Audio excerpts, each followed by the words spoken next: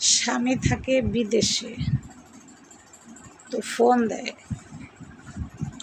আমাকে ফোন দেয়, বউ তুমি কেমন আছো, তুমি খাইছো, আমার ছেলে কেমন আছে, তোমরা সবাই কেমন আছো। স্বামী কিন্তু এই খোঁজখবরটা সাধারণত নিয়েই থাকে। তো শাশুড়ি মা বলে, সারাক্ষণ খালি মোবাইলেই থাকলে হবে, রান্না বাড়া কে করবে। আচ্ছা, ওনার ছেলেই তো ফোন দিছে, আমি তো আর মানুষের সাথে কথা বলি না, তাই না? স্বামী ফোন দিছে, তার সাথে তো আমার কথা বলতে হবে। কথা না বললে আমার স্বামী রাগ করবে।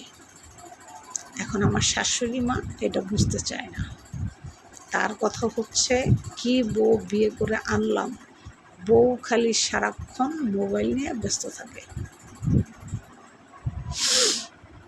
এখন হইছে না বিপদ আমার, বলেন।